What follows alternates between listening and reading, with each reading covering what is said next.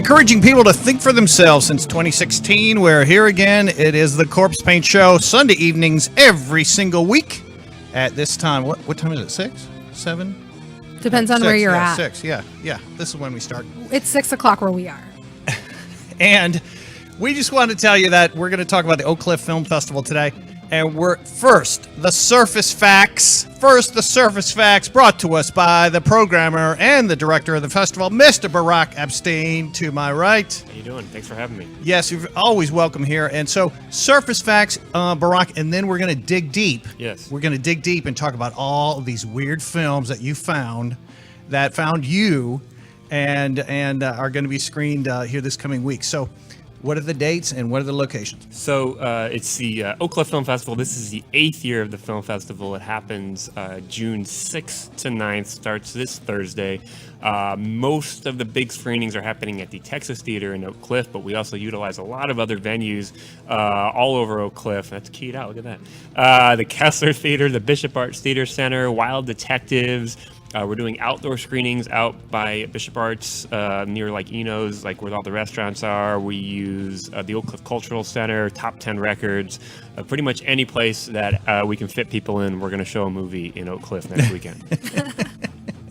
If you one of the funnest thing to do in June in Dallas is the Oak Cliff Film Festival. So right now, people need to grab onto either some single tickets or the festival ticket and do we need to show the website for that, Barak? Yeah, we can pop that up. Sometimes people ask, how come, it's festival sounds like a complicated thing. Do I have to like buy a festival pass? We do offer that. You can buy a pass and you just show a badge like you're at a thing and you can get into anything. Or you can literally, we're pretty low key. You can buy tickets online through our website, filmoakcliff.com, for any individual show. Or a lot of them, the ones that don't sell out, you'll be able to buy right at the door. Just like you're going to see a movie. So it's not reserved seating, not complicated like that. You can just walk up, buy a ticket, and usually walk right in. Now, go ahead, James. No, I was say, but you recommend everybody buying their tickets in advance. I do. We like it when people buy their tickets in advance, and we like when people buy badges. But we also want to make it easy for everybody. How to fest is you can do it any number of ways. There's a lot of info on that website. Yeah, totally. Everything is on there. The full schedule's on there. All the venues are on there. We've got a grant program that's live right now. If you're a filmmaker and you want money for your film, we're talking about that. We're actually doing free workshops. I could talk about that if you want. Well, is one of those at Wild Detectives? So we do the workshops actually at the Oak Cliff Cultural Center. It's City Office of Cultural Affairs runs that space, and we're doing one with Kodak. And we've got the rep from Kodak coming down, and we're going to talk about shooting movies on film, shooting movies on 16 millimeter. And then we've got a workshop done by the Austin Film Society, who's our partner in our grant. Austin Film Society gives over $100,000 a year to Texas filmmakers to make their movies in Texas. And part of that money is earmarked specifically for Dallas filmmakers, DFW area filmmakers. So we've partnered with them on that to make sure money gets spent and given to Dallas filmmakers. Yes. And that's what the grant's going to be about. They're going to talk about how to apply for that. They have a feature grant, a shorts grant, all sorts of things. That's it's 12:30 on Saturday. So a filmmaker to be, they need to show up at that and figure out how to properly apply. Yes. And then hopefully just get some money in their hand and go make that film. Yeah, you could get up to like $10,000 per film. That's awesome. Yeah. Do you need to register in advance for the workship, or can you just show up? We have an RSVP on the website, but you can also just show up. We have about 60, 70 seats in there. Probably be packed, but we have standing room, and it's always a popular thing for filmmakers. Last year we did one on AFS, also did one, and we did one on crowdfunding. So this year we have one nuts and bolts, how to shoot film, one how to get money. Fantastic. Yeah. Fantastic. Yeah. Now, you want to start digging deeper? Yeah, let's do it. Let's dig deep. Let's dig deep. Now, I put greener grass on our list first, but we don't have a trailer for that. However, this is a bizarre, weird film. And what I did was I went to the website and then clicked on it, and then I was surprised to learn that the two filmmakers will be in attendance. You've got a lot of great filmmakers in attendance that have made some wonderful film. Yeah, so it's interesting. This film, Greener Grass, it's a remake of their short. So you probably, if you Google the Greener Grass film, you'll see some stuff from their short, which isn't that different because the leads in the film, John and Jocelyn, they wrote it, they directed it, they starred in it. This is their film, and a few years ago it was at Sundance, and now it's going to be happening as a feature here. It played Sundance again, and we've got both of them coming in. It's sort of an absurdist comedy. I've been calling it Tim Burton meets Yorgos Lanthimos. With a little bit of Real Housewives of Dallas thrown in. In other words, how weird is it to live in the suburbs? Yeah, and they take that to like a super weirdo hyper level, and it also involves maybe a serial killer element or like there's all sorts of other weird things happening in it. It's being distributed by IFC, and I think they're putting it into their IFC Midnight brand, if that tells you anything. Okay, but it is not a horror movie. I wouldn't call it a traditional horror movie at all, but it's interesting to see how IFC will market this film when they release it. I don't think they've set the release date yet. This is a really early screening because there's no trailers yet, there's no images yet other than the one where you see them, the braces and the kissing. That's the only official image that we're allowed to show from the film. And that Greener doesn't Grass. Tell you anything. It doesn't. No. To me, it tells you a lot. Everybody does it weird you out? Yeah. It weirds me out. Yes. Yeah. That's all. Yeah. And so anyway, so the filmmakers will be there. We also have one of the other leads in the film is one of the kids in the movie, and that kid lives in Dallas. He's also on The Haunting of Hill House, that show on Netflix. Oh, okay. And he'll be at the screening as well, so that'll be a fun screening. The Corpsepaint show will be there. Good. We will be there every day except Friday. We have another obligation, but Thursday and then Saturday, Sunday, and so it's all weekend starting this Thursday, right? That's the night. That's the night Greener Grass was playing, Thursday at 8 o'clock. That's right. That's the opener. That is the big opener, Thursday night, the 6th of June. Yeah. I'm excited to If go anybody see it. came a couple years ago, we showed sort of a similar movie called Lemon, and it's in the same wheelhouse as the film Lemon, I would say. Now, is it the story of envy between moms or something in a soccer mom society? Sort of. I mean, you might think it's not as simple as that. It's just like, but yeah, there is a sort of a competition, a friendly competition between these two best friends who live in the suburbs and drive golf carts.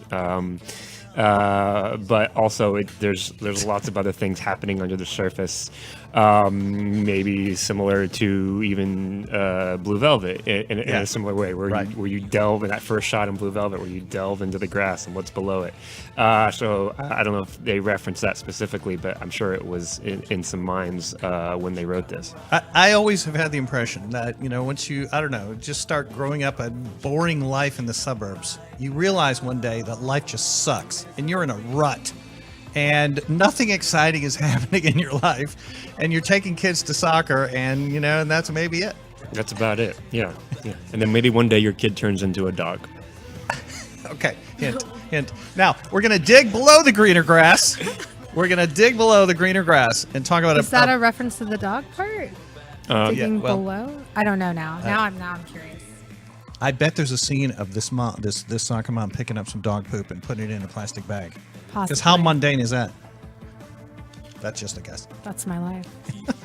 There's also, I know you guys like water on this show, and there's also a major infatuation with water and drinking it in Greener Grass.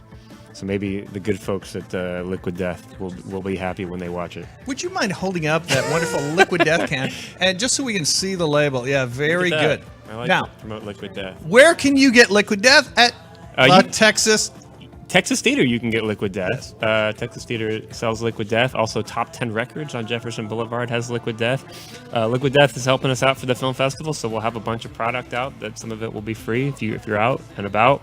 Cool. So it's good water, and you'll want it after you see this guy in Greener Grass drink pool water for half the movie. Oh, look. Okay, you got me, man. So that's Thursday. That's Thursday, the opening night. You start with the weirdest film. I'm pretty excited about this. Yeah, we like to start off. We like to set our tone. Strong. We set our tone up front. Yeah, look. Now, more on Liquid Death coming up later in this show. Good. We got some more cool articles and hooks and links and stuff.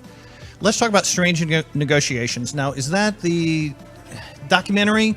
Yeah. Okay, about Dave Bazan from Pedro the Lion, of indie rock fame, Pedro the Lion. So yeah, this band was a big band in the early 2000s, and then there was a period of time when they stopped playing, and the singer Dave sort of retreated and started doing his own small shows. They were like living room shows, is what he was doing, and at the same time he's sort of battling with his faith. Pedro the Lion was well known as a Christian themed band, and as a lot of bands that start off in that world realizes, maybe once they start like monetizing their life as a certain kind of rock and roller, they should not just be a Christian band. Bands don't like that, don't want to be pigeonholed after a while. And the same thing happened to Pedro the Lion, and they just wanted to be, a regular rock and roll band, which they were. But the film talks about a lot of that, and how he was conflicted by being in a rock and roll band, and how touring sucks, and how you have to deal with it when you have a family and you're paying your rent. So it's really like how to be a blue collar rock and roller. It reminded me a lot of a film we actually showed a few years ago called not F is the other F word. Which was a movie about punk rock dads going on tour, and it went to like Rancid and Pennywise and all the other bands, and it was mostly about how these guys are not the Rolling Stones, right? They're not the Killers or all these big bands. They're like, they're sleeping in Motel 6s, they're playing shows to X number of people, and they're getting by, but like it's not glamorous, right? And it ain't really making a lot of money, right? And the way that the industry is now, you have to. That's all you can do to make money is tour, and people aren't buying music as much. So anyway, so the film touches on a lot of that, and touches on faith and things like that. So it's really interesting, and it was to me, and even if you're not a fan of the band, you don't know the band, that's to me, that's what makes a good music doc, is if the story grabs you and you're interested in it, even if you don't know the band. Or maybe you become a fan of the band because of it. But if a music doc that's just talking heads and being like, this band was awesome, those are fine if you're fans of that stuff. But Strange Negotiations is a different kind of film. Yeah. So I think it's for everybody who's interested in a good human story and a good kind of tale of redemption. Because it's him himself telling this tale, right? Yeah, he's mostly on camera himself. Not being interviewed. He's just got like. You can't quite, the filmmaking style is such that you don't know who's talking or whatever, so it's a little more in a verite style. Like half the time the camera's just in his car pointed at him, which is difficult to do in a car. Right. So he must have been. I don't know how they filmed it. Well, the filmmaker will be at the screening, so we can ask him. Will Dave? Dave will not be, but the filmmaker Brandon Vetter, who has a relation to Eddie, will be at the screening. And we'll ask them. Yeah. So there will be Q&As? There will be Q&As. Anytime we have in the program where it says filmmaker in attendance, that means we're going to do a Q&A with the filmmaker right afterwards. So can we show a little snippet of, I found this from it was from Austin, where the two of them appeared. Okay. David and Vetter. Okay. I think I sent that to Ziggy, and so I did not. Oh, I did not. Okay, I'm sorry. It was not a trailer. It was just sort of a little snippet of them at another festival. Anyways, now very cool. There's another band doc coming up, but let's talk about Cassandro Exotico. Can we talk about that one before? Yeah. So Cassandro is a crazy doc. It's shot on a 16 millimeter. So if you're interested in not only narrative films but docs, the way they used to be shot on 16 in a verite style, this filmmaker shoots it very well. I love the way it's shot. But it's about this Mexican wrestler named Exotico, Cassandro the Exotico, who's a cross-dressing wrestler. Lucha Libre. Lucha Libre, yeah. So and he's getting older now, and he's still trying to figure out how to deal with that. And this is his profession. He's a wrestler, but then he's also active in certain LGBT communities, and he feels like he's a symbol for certain things in that world. And all these things are discussed in the film. And Cassandro he lives in El Paso, and he's driving down for the screening. He'll be here. He'll be there. Yeah. Very cool. Now, Yeah. we have a trailer. Great. Let's show it. Cassandro the Exotico. Hola! How have you been? I'm okay, and you? Where's Cassandro? Okay, c'est parti. A lot of people see me as an exotico leader, as an exotico goddess. That's why I'm called the Liberace of Lucha Libre. But I've been through a lot. I've been beat up. I've been hurt. A lot of doors shut on my face because I was labeled like gay, exotico. Wrestling is like a religion in Mexico. Every Sunday after we go to mass, we went to Lucha Libre. So I loved it. And then of course, me being gay, I loved the men. I was so intrigued with them with their licras and their masks and their bodies. I was like, ooh, la la. As we say in French, merde. It means break your leg. No, we don't say break a leg. No? Lucha Libre. Say good luck.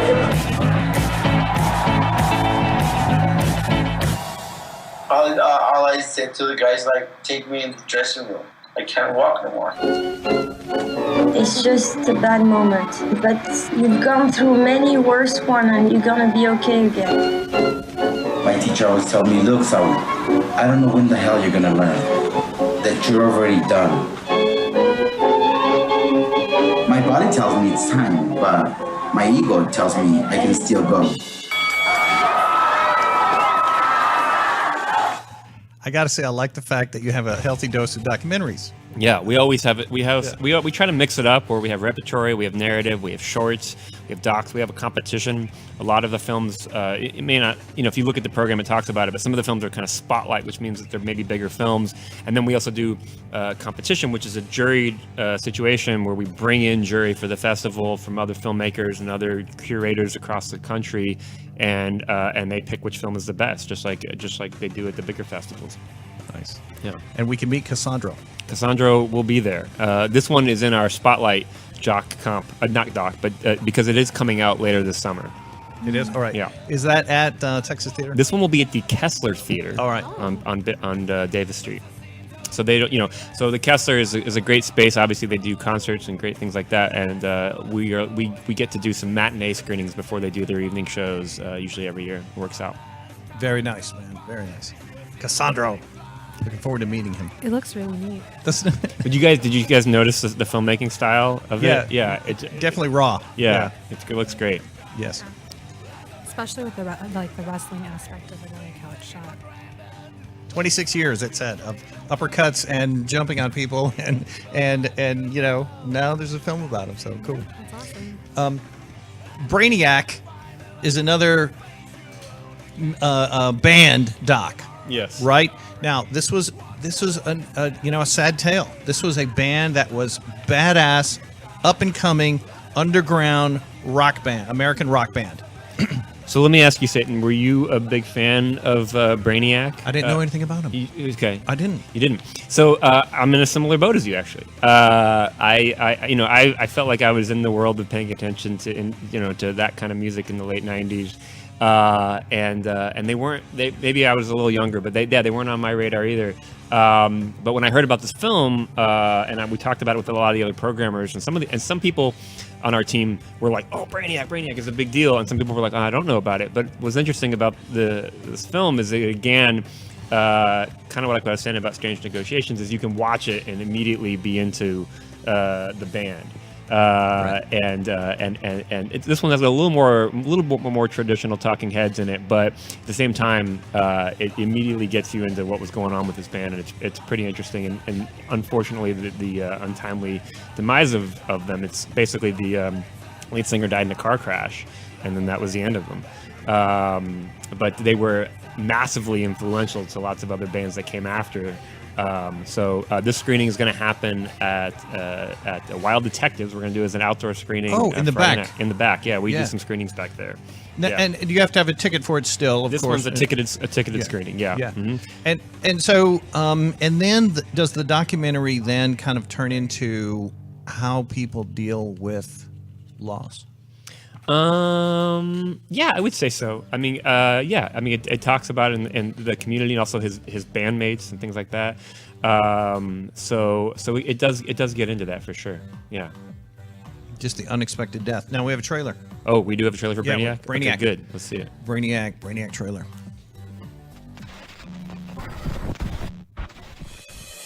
I want to picture someone visiting our planet and listening in, and they hear Brainiac. And they go, what the fuck is going on in that planet? So from down in the basements of Dayton, Ohio, comes Brainiac, armed with tunes, a sense of style, and we want to hear them. You felt like you might get zapped if you touched them, you know? Like they were Brainiac, you know? They sizzled. They had so much momentum. Brainiac. And Brainiac coming up. You know, major label industry interest. $1 million, $2 million, and just tons of hand-wringing. When you're that in demand, you can set the rules and set the guidelines. And they became that in demand. At the time, I thought, wow, this band's really capable of something, I think, extraordinary. I watched that right as they arrived at that moment. It was on the news, and for some reason, I didn't look at the TV. It was a bad news week for the rising indie band Brainiac. Lead singer, 28-year-old Tim Taylor, was killed in an early morning single-car crash near his home in Dayton, Ohio. Brainiac was being courted by the majors at the time of Taylor's death. I hope people realize that, yeah, this is a tragic story, but it's not a story about tragedy. You know, when someone is gone, it's the job of the survivors to pick up the pieces. Bigger than a band, bigger than one human being. That energy lives on through all these other people. From where I'm at, it's about celebrating that memory.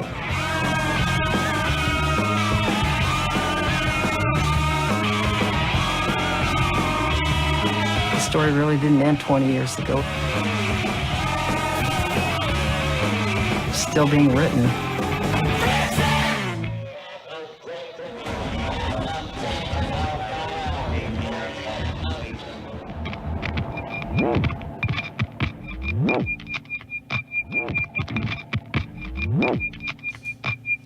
Still being written. She Yeah. said it. And it's interesting. They reference in the movie that Brainiac's favorite band was Nations of Ulysses, which is actually a band that was one of my favorite bands. And you can see it if you watch it. Nations of Ulysses, and that guy went on to be in the Makeup and Chain and the Gang. He's played at the Texas Theater before. Old school Discard Records guy. And there's definitely a vibe of that in Brainiac. Definitely very cool. These are all so far just, very intriguing, very interesting film.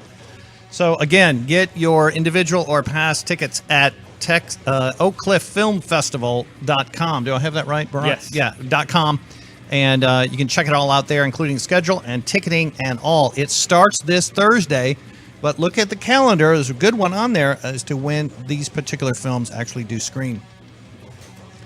I had sent also there was a short, I think it's called Daniel Isn't Real, or is it a full? No, Daniel Isn't Real is a feature film. All right, full length. Yeah, it's a feature film, and it's one that you guys, everyone who watches the show will want to watch. This is probably our most straight up traditional horror movie that we have in our program. At the same time, it's not just like a regular horror movie. I've been calling it A Nightmare on Elm Street Part 2 meets Drop Dead Fred. And it's about a kid who has an imaginary friend who may also be a serial killer. And who maybe is causing him to do other bad things.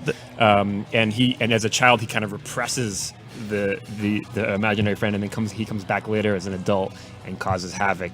And it just kind of takes it up a notch. This film is not a small film at all. It actually has big set pieces for a horror film, and it kind of, at the end, it gets real, almost Clive Barker-y in a cool way. That I enjoyed it a lot. I got to see it at midnight at South by Southwest this year, and I was like, we have to figure out if we can get this film. And you did. Yeah. And we have the filmmaker in attendance, Adam Egypt Mortimer. Okay. Will be at the screening. This is at the Bishop Arts Theater Center, Saturday the 8th.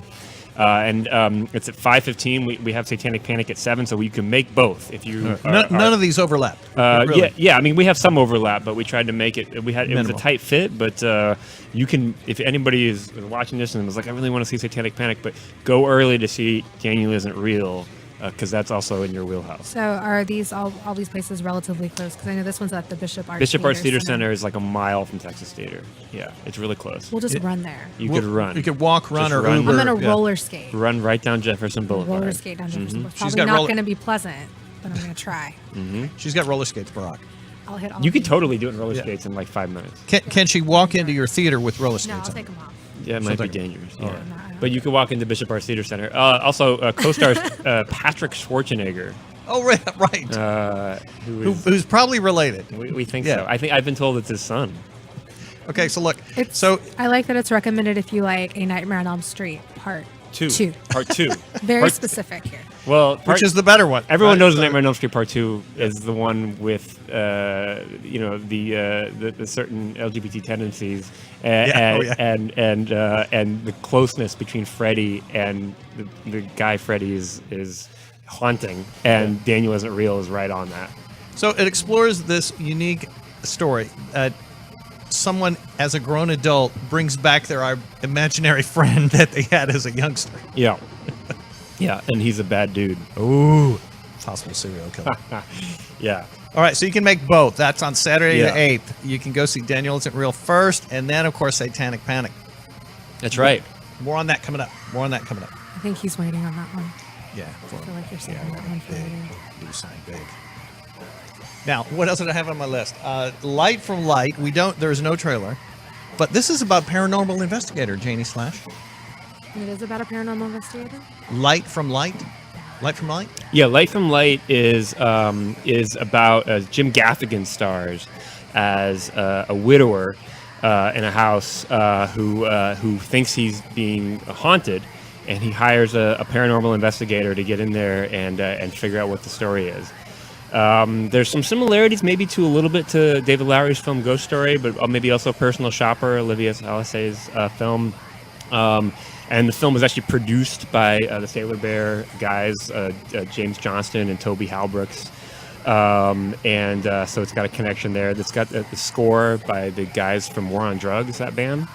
And it's not quite a local film, but it has those local connections, and all the post-production was done here, so it was finished here in Dallas. And we will have the filmmaker in attendance for that screening. And that one will be at Texas Theater. It looks like right before Satanic. Correct. That's Saturday at 5 o'clock at Texas Theater.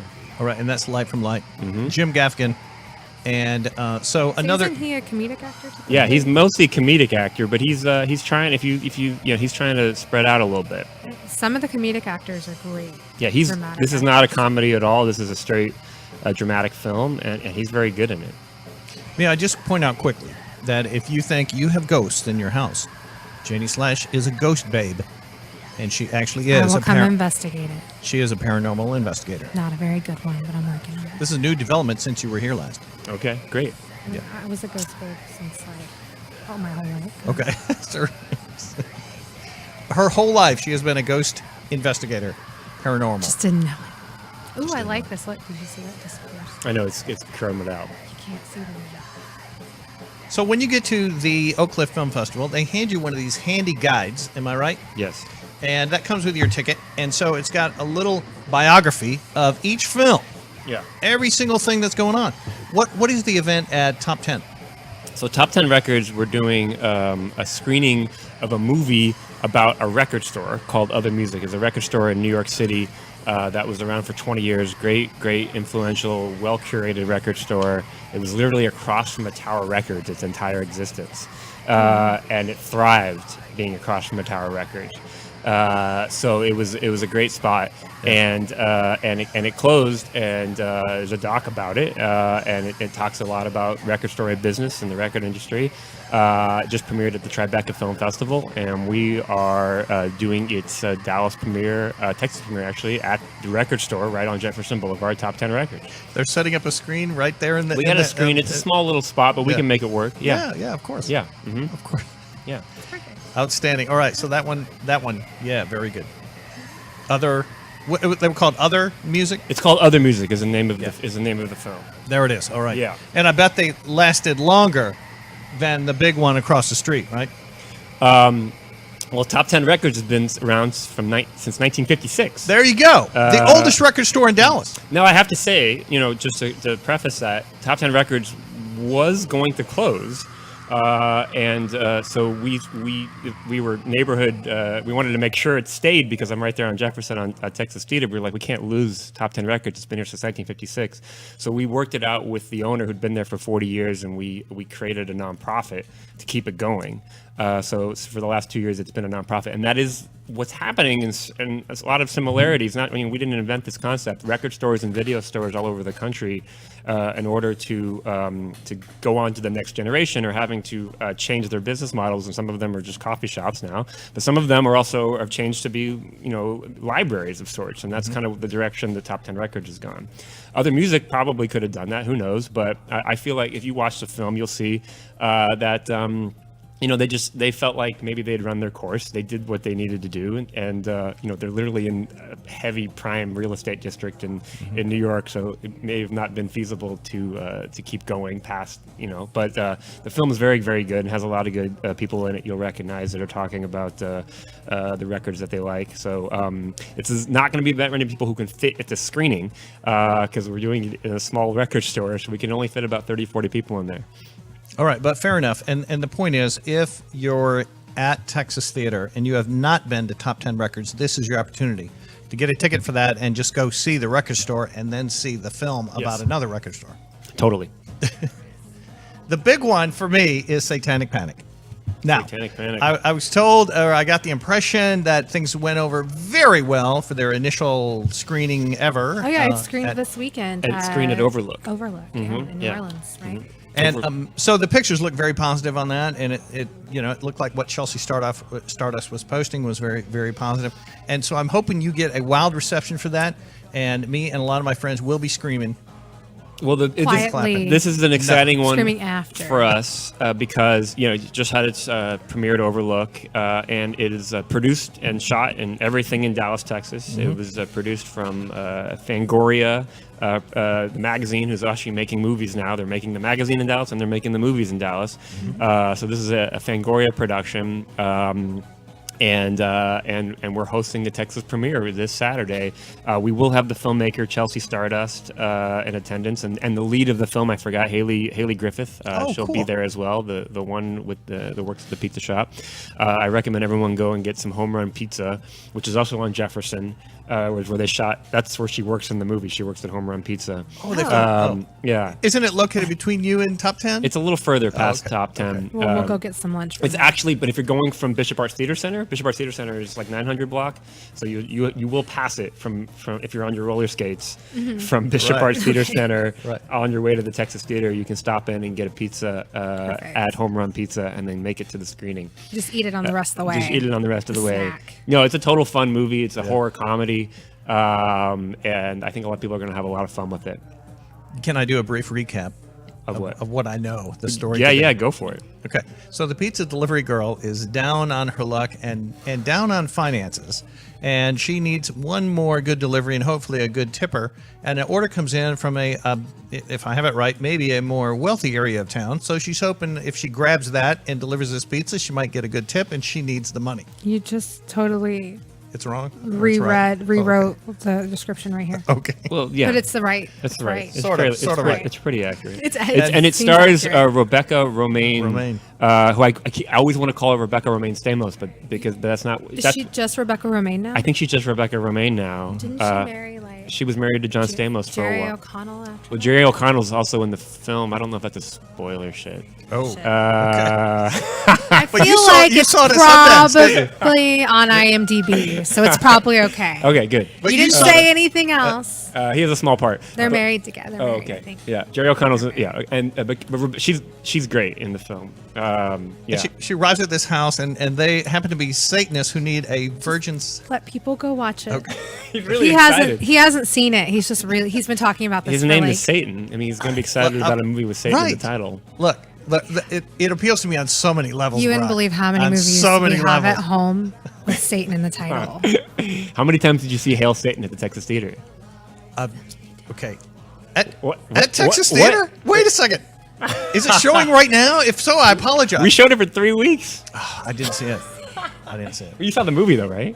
I haven't yet. What? No, Barak. I'm disappointed in you. You should be. Brock doesn't like you anymore. Look what you did. I'm just kidding. I can't speak for Brock. I'm kidding. I didn't mean to call you out just then. I thought you'd seen it. It's all right. No, he hasn't seen it. We're all honest on this We show. want to see it. The film is fantastic. We were only going to show it for 3 days, and people kept coming. We never do this at Texas Theater. We never keep movies more than the 3 days that we show them. But like people were like, every time we showed it, I would get like 10 more emails, be like, "Oh, when's the showing again? I'm gonna bring all my friends." And every time we'd show it, like 60, 70 people would show. Like, and some people went like towards the end. Like there was a guy who saw it 4 times. He was like, "This is my favorite movie of the year." I do think it's one of the best movies of the year. We will watch it. Absolutely. We will. Yeah, we'll let you know what we think. My fault for getting behind. Definitely. You're working. You have a television show. He just takes me everywhere. Yeah, and this is important. You gotta. Hail Satan is important. Hail Satan ? Hail is Satan important. is very important. It is important. It's important to us. And really, it's not a story about Satanists. It's a story about the First Amendment. That's what it is. Yes, it is. It's a story about we live in a pluralistic country. Look, there were protests at certain theaters. Did you see that? I don't know if those were fake or not. I saw an Alamo Drafthouse had some protests in Houston, and if they were, I thought maybe it was a publicity stunt. It could have been. Yeah, I don't know if it is or not. Yeah, it doesn't really seem like a movie that would. I mean. No, I think protesters might show up.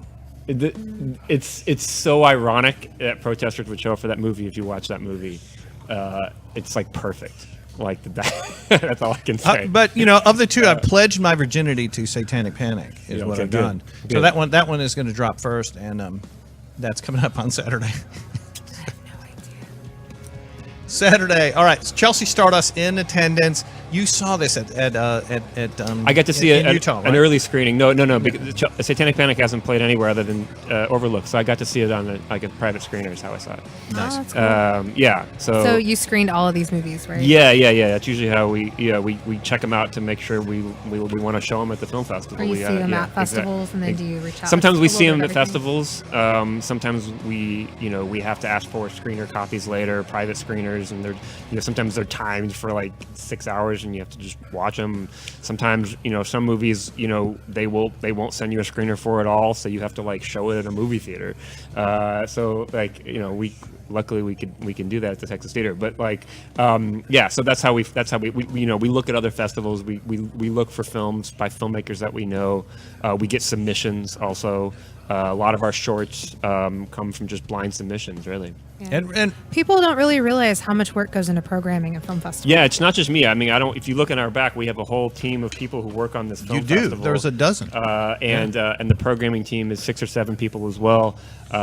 Digging through all the submissions, looking at other festivals. One of our main programmers this year is from San Francisco International Film Festival. She's flying in. She's been working remote. Another one is from Baltimore. So we're not just looking at local things or looking at on what the local. This is not a Texas only submission rule. So they're working super hard to bring you an amazing film festival. So that's you right. should definitely check it out. Right. I will say though, because I've been in Houston. I'm kind of curious about this ham on rye. We got to talk about it. Those 3 things, I like all 3 of those things. Well, it's Blue interesting. Velvet, I almost want to talk about, even though my programming team would tell me not to, I want to talk about Ham on Rye and Knives and Skin No, let's talk about both. Yeah, so they're both smaller films, independent films, and they both have an interesting vibe or aura of Lynch.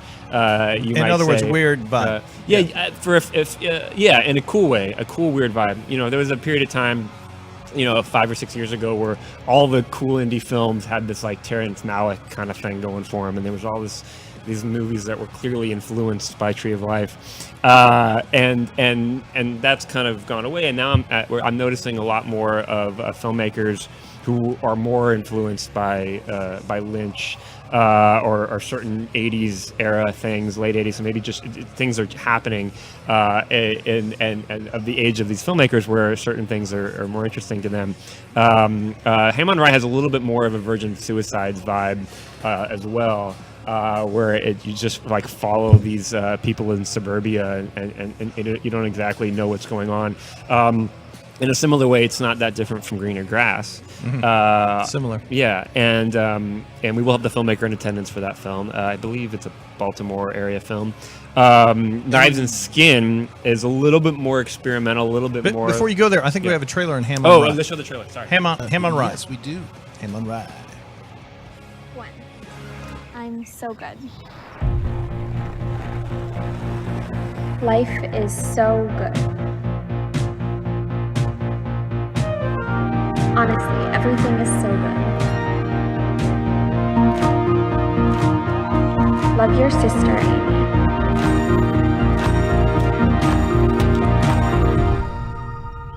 Wow. Being older is like really good.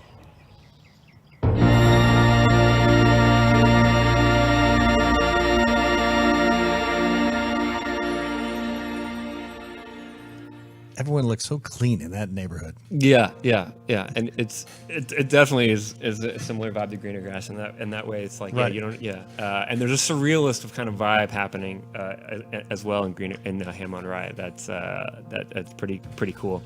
That film is Saturday at the Bishop Arts Theater. I'm sorry, the Kessler Theater at 2:45. All right, so let's talk about Kessler. Is this the Kessler, the Kessler? That Kessler. The Yeah, Kessler. yeah. All right.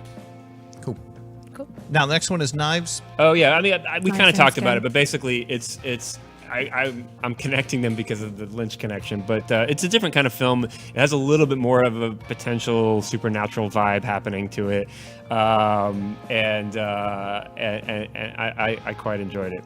And that one is going to be Friday night at the Bishop Arts Theater Center. Are there paranormal investigators needed for that one? No. It's at 9:15 p.m. Yeah. Okay, she's bleeding. I think we need a paranormal investigator. No, it's not. It's not a ghost story. No, it's not a ghost It's more like paranormal in a you don't know what's happening kind of vibe. And this one also just played at Overlook. It's played, I believe, it premiered at Berlin, and so we're gonna have it as a special screening. Neat. On the 7th. On this Friday the 7th. It's described as a mystical teen noir. No, I think that's what you're meaning when you say paranormal. What can Corpsepaint show do next year to help sponsor or boost or anything? You guys are doing the good fight. You guys are here talking about movies. I mean, that's the main thing. We love it when people are excited about movie journalism, and that's what you guys are doing. Something else that I'd like to talk about actually is we're doing a retrospective of on part of our Cinema 16 program to Jonas Mekas. And if everyone's not familiar with Mekas, he was a filmmaker, he was a curator, he was a programmer in New York City. He started the Anthology Film Archives. But before that, he was sort of a blogger and a social media troll in the 50s and 60s before we had those things. And he wrote somewhat critically about the state of independent film and against mainstream Hollywood film, and he always would write about journalism and how movie journalism and social interaction was so important, and he also wrote about things like getting artists money to make films, and he felt that was important, in getting municipal involvement, and these are all things that we talk about in the Oak Cliff Film Festival, getting municipal money to give to filmmakers, teaching filmmakers about films, showing experimental films along with the big films, and also, reaching out to press, getting press involved, getting people to talk about films, and anybody who wants to talk about movies, we love talking to you, and so do all the filmmakers that are coming. All right. So which one is that? Is it a short or a full? So it's a 2-part program that's after our Cinema 16 program. It's going to be at the El Cibel Gallery on this Saturday. And we're showing one of his shorts. It's called Walden. And we're showing it on 16 millimeter. So we rented the 16 millimeter print from his archive, what he established, I think, in the 60s. And that's where we're getting this print from.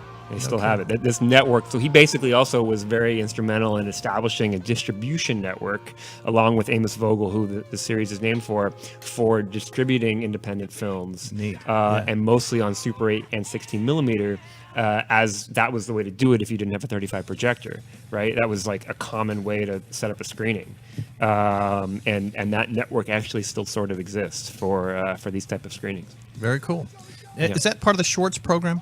No, it's kind of its own little thing. We do a thing called, we have several shorts programs. We have a doc shorts program. We have a narrative shorts program.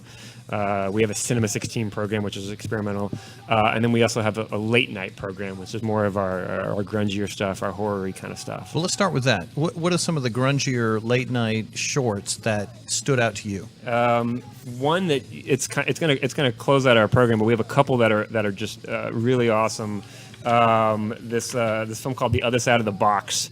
You have to be there for that. It's one of the best horror shorts I've seen in a very long time. Wait, yeah, here we go. Are those all your shorts on the screen? Okay. Yeah, you're looking at the late night shorts program. It's 10 o'clock this Saturday night at Bishop Arts Theater Center. And some of these are just like weird films, like non sequitur, not experimental, but just weirdo, not silly, but weird films, and then dark films, and then just straight horror films like Other Side of the Box. I would not be surprised if this filmmaker who made this film, if Caleb Williams, Phillips, if you see his name on a big film coming up soon, because he creates so much tension in 15 minutes that people are going to be paying attention. Yeah, I think sometimes the short programs are my favorite. Good. Yeah, I really do. We always usually go at least check out the short programs. Agreed. Some of the best horror films I've ever seen are short films. So you should be at that Saturday, 10 o'clock. The other one, like I said, I highly recommend, all of them I recommend, but another one is the Cinema 16 program. And one of the films in there is called Skin of Man, which we debated whether or not we should put in late night or Cinema 16, because it's also sort of a zombie horror short, but it was just experimental enough that we decided to put it in the 16. It's basically the film itself is deteriorating as you watch it. It's all analog, it's all shot on film, and they treated it in sort of a Stan Brakhage style way that's very unique. It features a score by composer Dan Deacon, and Dan Deacon will actually be at our film festival opening night to do a DJ set. I saw that. Okay, yeah. So he'll be there Thursday. He's gonna be there Thursday night at Texas Theater. He's gonna do a DJ set, not his full set, but like a DJ set in the lobby. I think we're gonna do it in the lobby. Yeah. Yeah. Cool. Yeah. So Dan Deacon on Thursday night, and he did the score for Skin of Man. Skin of Man, yes. And it deteriorates before your eyes. It sounds really good. Yeah. So let's be clear. You do not need to give your money to the large studios in Hollywood. You don't. They don't need it. They don't.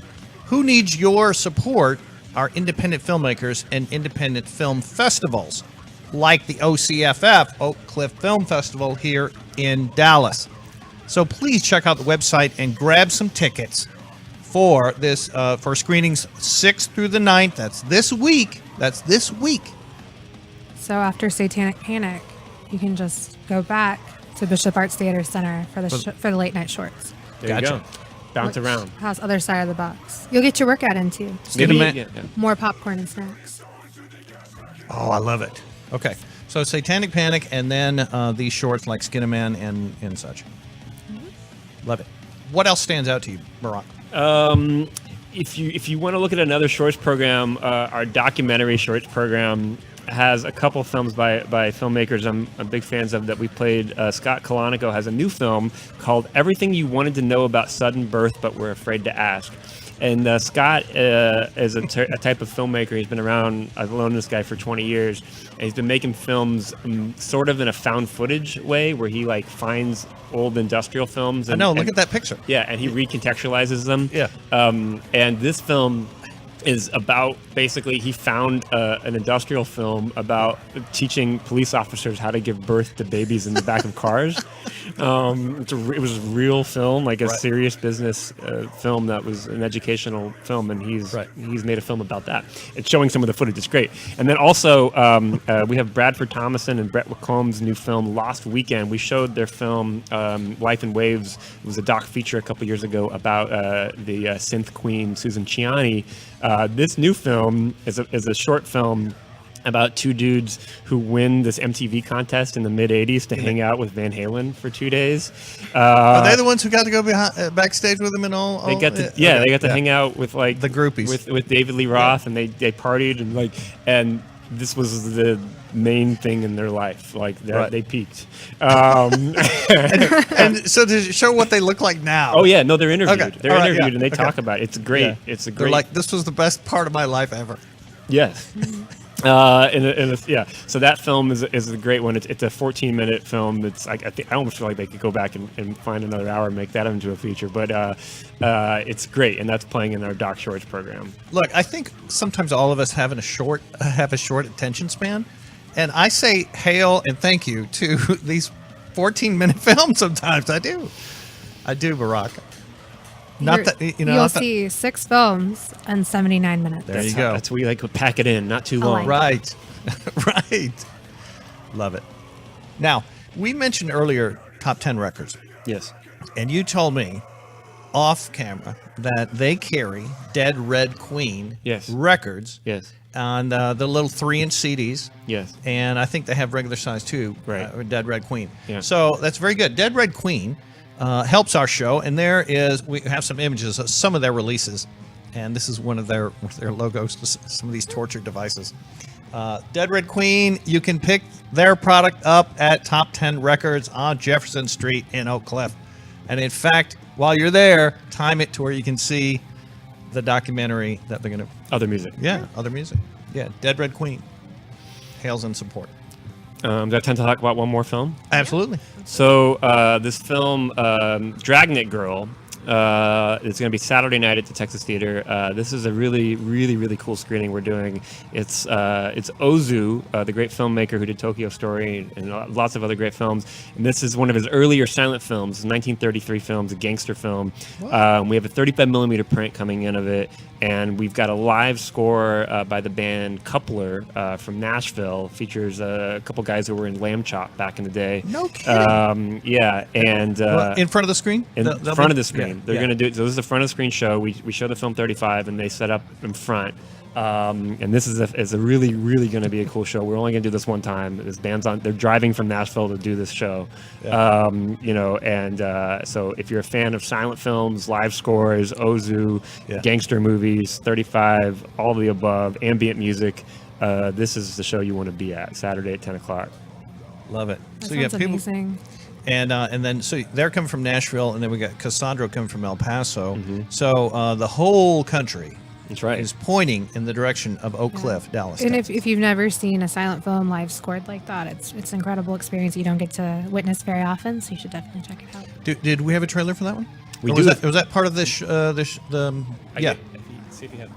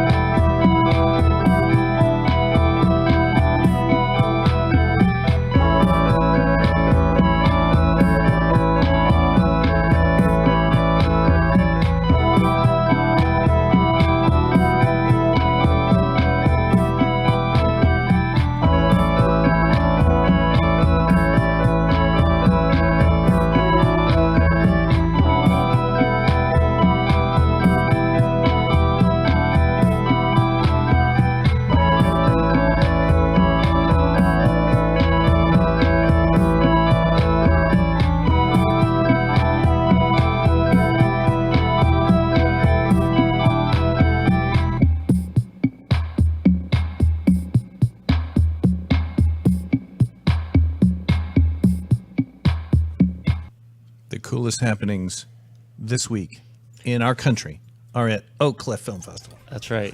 They are. I mean, how cool was that? Like Janie Slash said, you get to feel the music while you're experiencing the visual. This is a feast. Do you want to talk about the mountain? Yes. So that was a good segue. That's what we call in the business a segue. When I cut you off and talk about another film. It's fine. No, we're casual here. We're very casual. It was perfect. We come and go, man. You're casual. Sometimes he just needs that. So The Mountain is a new film by Rick Alverson. We've shown most of his other films here at the Oak Cliff Film Festival. He had a film a few years ago called The Comedy, and he had a film a few years after that called Entertainment. Neither of those films were what they sounded like. As Tim Heidecker starred in The Comedy and Neil Hamburger starred in Entertainment. And the new film, The Mountain, is Jeff Goldblum.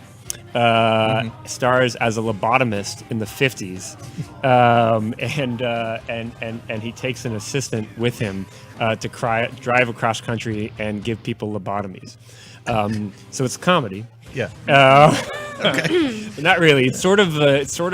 Rick has a very specific style of absurdism, and sort of dry nonsense that I'm a big fan of, and certain people really like his films, and certain people do not.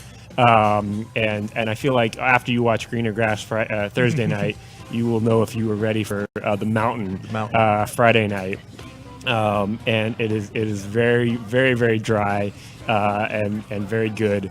And Goldblum is fantastic in it.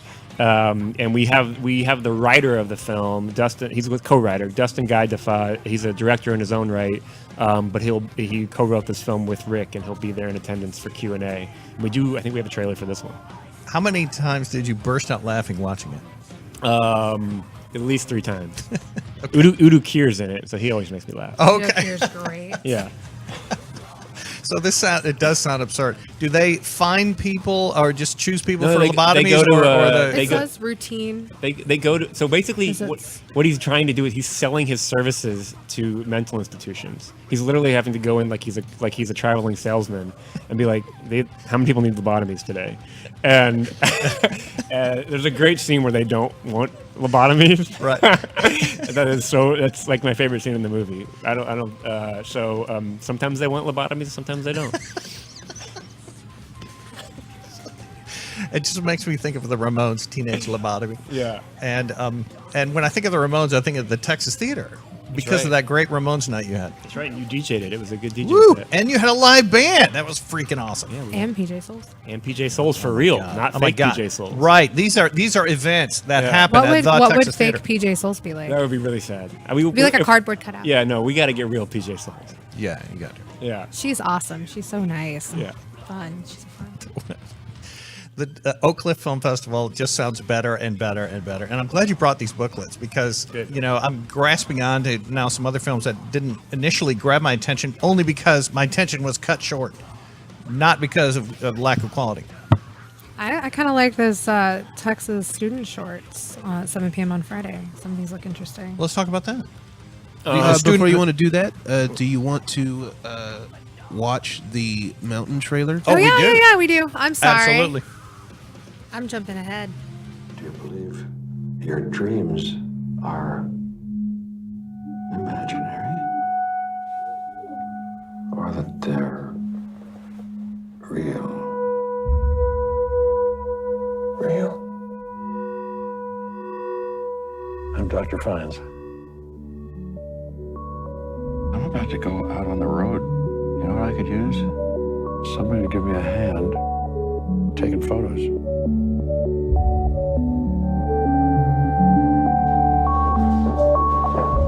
See this woman? The woman's in distress. I'm gonna help her. Now we take her picture. Is that what you did to my mother? Dear one, the world is waiting for the sunrise. Warren!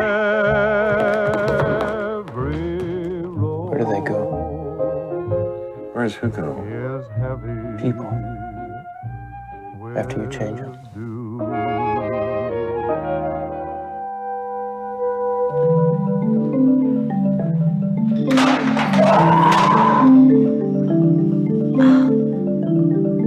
Mother's friend. They're not friends.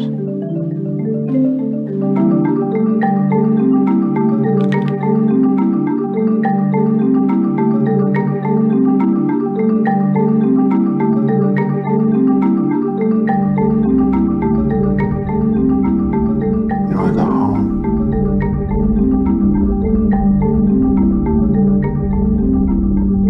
No.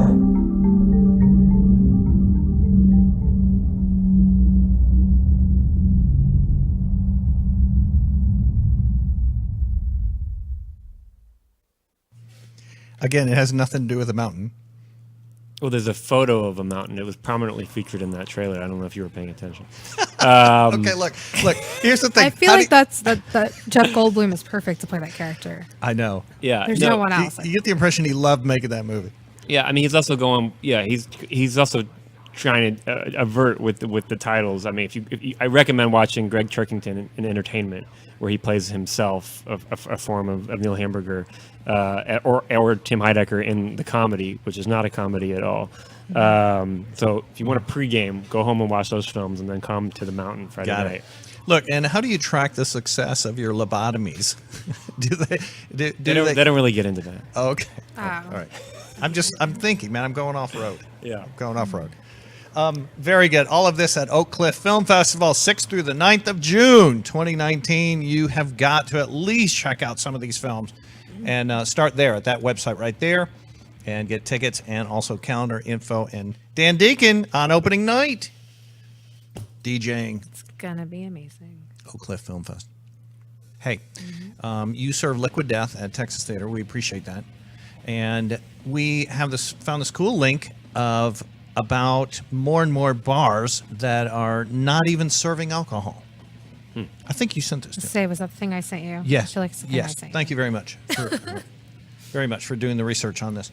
And so I just wanted to display this. This is, I think, Barak, maybe a trend that's coming our direction. Maybe so. I mean, there's a lot of people who don't drink, but they want to go out, right? They want to go out.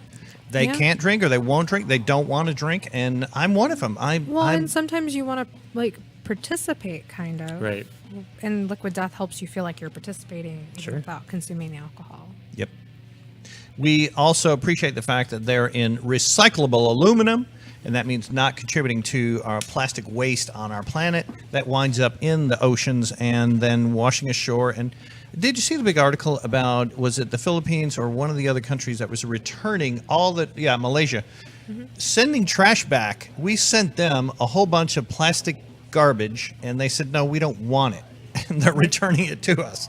This is where those bottles end up, is, in these big trash heaps, and then you have to deal with it. So drink out of recyclable aluminum. And then recycle it. That's the second important part. You have to recycle it after you drink it. Sure. Yeah. But we appreciate the fact you can get a Liquid Death at Texas Theater and Top 10 Records. Now, are you working already? This is just kind of a side road question on Oak Cliff Film Festival 2020. Not yet. Gotta get through 2019 first. Yeah. Okay. We're not that fancy. We'll figure that out next week. We got starting a week or Don't two. you need like a 2-week period at least Yeah. to be like, okay, we did it. Yeah. It's great. Yeah, some places do that. I've noticed they'll announce their dates like a week after they're finished, and I get that because everyone's got it on their mind. So maybe we'll work on that. Well, and there's some that just have, it's naturally the first weekend of whatever month Right. every single year. So it's a lot easier just to be like, oh, look at a calendar. This is when it's going to be. Right. Film festivals don't always do that, but maybe we should. You're right. And again, a festival for someone who's not been, it doesn't mean that you're roped in for a convention all day long. Right. This is a separate event each day that you can attend or not attend, but there are certain pieces that you may want to be at, and others you don't. There's a great schedule online. I looked at it, and you can pick what you want to see and show up where you need to be. These are outstanding films, and you may just want to see one, or you may want to see a handful of them. We've covered a bunch, and I'm glad that you let us kind of dig deep on some of these. All of them just seem outstanding.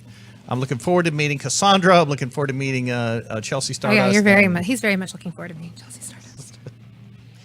And Cassandra. Exotical. But, look, and here's the thing. Unlike some of the others, Satanic Panic was filmed here in Dallas. Yeah. And, we're all super proud of that. And part of it right on Jefferson Street. That's right. Mm-hmm. At the pizza place. What was the pizza place called again? Home Run Pizza on Jefferson Home Boulevard. Run Pizza. I feel like if we get some Home Run Pizza, I will feel even closer connection to Satanic Panic. You're going to eat pizza? I think I will. He doesn't eat pizza? He does not eat pizza. I think I will, man. I eat pizza. He does not eat pizza. Can they make it without cheese? They don't take custom orders at Home Run Pizza. No. They don't. I'm just saying no. No. It's not really pizza if there's no cheese on it. Can we give a shout out to some of the other, the other main partners that helped you kind of create this whole thing for 2019? Well, thank you. We have a lot of sponsors who do a lot of work for us. The Fairmont Hotel, we have Kendall Creative as part of Loomis Agency, the Methodist Hospital, Office of Cultural Affairs, City of Dallas is a big promoter, Alamo Draft House, City of Dallas Film Commission is a big one, Texas Film Commission, Austin Film Society, EarthX Film, lots of big supporters. Fangoria obviously is a big one, and of course Liquid Death, who gave us some product for the festival this year. We have tons more. You can look on our website and see all our sponsor logos, but we couldn't do this without the support of a lot of local and national businesses that lend their support to make this happen. Even Alamo, we're friends with Alamo. Great. Yeah. Awesome. So if you got a conflict and you get only one opportunity on a film and you can't put it in your calendar, they'll maybe help with it. I'm not saying for this festival, but yeah, no, we've worked with them on stuff like that before, and James Wallace from Alamo Draft House is going to be he's actually doing the Q&A for Satanic Panic, and he's introing a different film, so he's involved in what we're doing. So yeah. Will each film have a Q&A? Anything that has a filmmaker or a representative there will have a Q&A. Everything else will have an intro if there's no representative from the film. But we have most of the programs have some sort of Q&A. Oh, cool. There's plenty of parking when you drive over to your theater. Sure, let's talk about parking. Let's talk about parking. It's very important. No, I mean, for a lot of people, this is important. No, This is important. it is very important. So if you're going to Texas Theater, Jefferson Boulevard, you can park on the street. But if you can't find anything on the street, you can park behind the theater on Sunset, or you can park the street over on Center Street. There's a big Bank of Texas parking lot right there. It says Texas Theater parking. Free parking. It's right a there. huge parking lot, and that's where I recommend parking and just hanging out all day, and just hopping up and down the street or taking a short Uber to the Kessler or one of the other spots. That's a great way to do it. It's easier to park on Jefferson than it is, let's say, in Bishop Arts, but there's parking. Just come down to Oak Cliff. I'll Uber to Bishop Arts. Yeah. Hey. Or we're having a screening at Bishop Arts outside by Eno's. You could Uber there from Jefferson or vice versa. But even the outside, all of them require a ticket, right? The outside screening is free. You can just walk right in, no ticket. And the panels are free. Everything else has a ticket. How many outside movies do you just have? one. We're just doing Iron Giant. Just the Iron Giant. Okay. Yeah. Uh-huh. And that is Saturday night at 8:45, right when it gets dark, right behind Neighborhood. So it's kind of catty corner to Dirt and Eno's Pizza. They'll have concessions by Eno's Pizza. Eno's Pizza is one of our sponsors, and they're very helpful, and they're also selling pizza. Wait. They might make you some pizza at Eno's without cheese. They'll do more custom stuff. Eno's has good pizza. That's right. Okay. At Texas Theater, they're serving pizza? No. Well, actually, yes. Side note, Eno's is our official pizza for the Texas Theater on any day. So yes, we do sell their pizza at Texas Theater, and then also they'll be selling pizza at that screening of the Iron Giant. And for people who don't know, you have a full bar. We have a full bar at Texas Theater. Full bar, yes, with alcoholic and non-alcoholic products. Yes, indeed. To meet everyone's needs. And we also have pizza by Eno's and popcorn that we pop fresh to everybody who comes in. And David Lynch coffee. That's We're right. the only place in town that has David Lynch Going coffee. with the David Lynch thing. But do you still have the Barak T-shirts? Are you as a that was a custom metalhead, shirt that Wally made, and you have to find Wally. He'll make you one. Okay. It was a pretty epic shirt. I think Bree was wearing one once when we saw her, Yeah. and she was proud of it. Yeah. Very cool. This is so great. Hey, there's a couple other cool events coming up. One of them is on the 14th, and it's Janie Slash's, or 15th. I'm talking about something entirely different now. Yeah, talking entirely about different. Sins. Yeah, So you're it's talking on about Texas Theater stuff. So my fault. On the 15th of June. He has to work on that Segway thing. Segway. There it is, right there. Look at that sexy body. Yes, at Whitson on the 15th. Come down to watch Deadly Sins Burlesque and Sideshow. $5 at the door. Yes, I will indeed. be there. Yep. And okay, so we talked about Dead Red Queen. We talked about Liquid Death. We talked about Deadly Sins. I have a flyer for Haltom. Okay, yeah. Yeah, that one. That Friday. Yeah. This Friday is Haltom City. Now, you guys have to tell me how good that theater is. It's some of the guys. I know some of those guys who are running it. Have you been there? I haven't been. I'm really curious. nice. Good. I've been down there. I checked it out. Good. But yeah, we're doing a show there this Friday. Good. Now we're going to be at $10. the film festival every other day, Mhm. but on that one we're obligated out at Haltom. I get it. If we get out early though, Yeah, we'll go see. it might be an early show. I don't know. Okay. The Haltom crowd is early, I hear. Hey, you've got the floor, man. Are there any other curators, kind of put her togethers that really did this with you? Yeah, or any other movies you think we need to highlight? I mean, just the only other thing I was going to say is our closing night film is a film called The Farewell. A24 is releasing it. It's a big one. It's got Awkwafina as the lead, and it's sort of a family drama. That's going to close us out. And the film right before that is another local film by a filmmaker named Daniel Lobbs. It's called On Sunday. Jewels of Light and Dark. Yeah.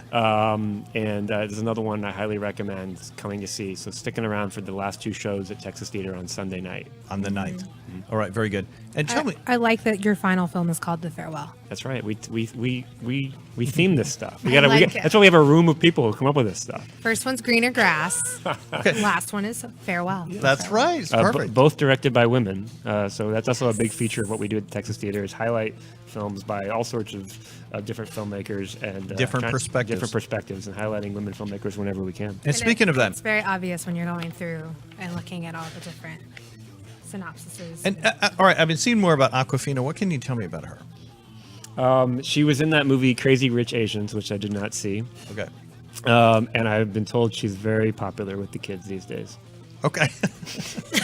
That's like all you know. All right. I mean, Awkwafina. And she's very good in this movie. No, to be fair, I mean, I didn't know who she was until I saw The Farewell, and she's fantastic in The Farewell. And later I was told that she's a popular person of interest. But she's great in the film. The film is directed by Lulu Wang, who's a fantastic filmmaker. You might look at this film and be like, well, I don't know if this one is for me, but I feel like this film's for everybody. So I hope you guys come see it. Look, Dallas loves Oak Cliff Film Festival. We're going to be there and just looking forward to all of this, and especially Satanic Panic on June 8th, Texas Theater, with the director in attendance. We're going to be laughing at that horror comedy. When we're supposed to laugh at it. Right. Yeah. Just clarifying. What else, Janie Slash? Did you have a good time in Houston? I had a great time in Houston. And you're gonna bring your roller skates to the OCFF? I think you should. No. They'll just make you take them off in the theater. If you see somebody roller skating between theaters, it's probably not me. Look, Barak, just once. She wants to put on her skates and just go down I do not. the theater to the screen. I do not. You know He's how joking. It's slightly sloped. You know? I will die. No, well, it's okay. With supervision, we can make it happen. Supervision and Facebook Live. Yeah, And you'll maybe, have to hold my hand. Okay, yeah, well, we'll work it out. We'll get a line of people who will it'll be a gauntlet, but it'll be a safety gauntlet. He hasn't talked to me about any of this. I don't know what's happening. I'm sorry. Hey, we're glad you're doing well and you're bringing the energy. And Barak, just a big thank you, man, for curating and programming this and directing it. Well, thank you for having me on. Hopefully see you guys out there this week. You bet. We will be there the You bet. majority of the weekend. Ziggy, what else did we miss? Did we miss anything And make else? sure to check out those workshops on Saturday, especially if you're an aspiring filmmaker, already a filmmaker. Right, there's money at stake. Grants for filmmakers. Really good education. Horror filmmakers or any kind. Hey, thanks a lot to our ops manager and the ops director, and that's Ziggy, who's back on the board with us today. Thank you, Ziggy. Thank you very Hello, much. everybody. Ziggy. You are welcome. It looks like we have some shows coming up at Gas Monkey. We do. Yay. We are co-presenting some great shows. This one is still going on today. Go now. You can head over there now and see Thin White Dukes and Grand Theft Auto and CC and the Tattoo. You were over there earlier today. I was over there earlier. Started early, and it's still ongoing. So that's today at Gas Monkey. And a couple others. We love all of these events that we partner with at Gas Monkey. Of course, the big black metal show is Belphegor and Dark Funeral on June 11th. That's a Tuesday night with all those other bands as well. And there was one more. It's I think it's called Cholo. And this is a goth night, Cholo Goth, and it's Dave Parley of Prayers. But that one is coming up at the end of June. Oh, cool. Big thanks to Gas Monkey, too. Wednesday, June 26th. Awesome. Yeah, we love everything they're doing over there. So many other events as well. Thanks, Ziggy, for that heads up. Yes. Thanks, Barak, for being here, man. Janie Slash, good to have you back in town. I haven't seen you in like 3 days. We are here every Sunday, and we hope you get what you deserve. Thanks, guys. We want you to elevate your life by going underground.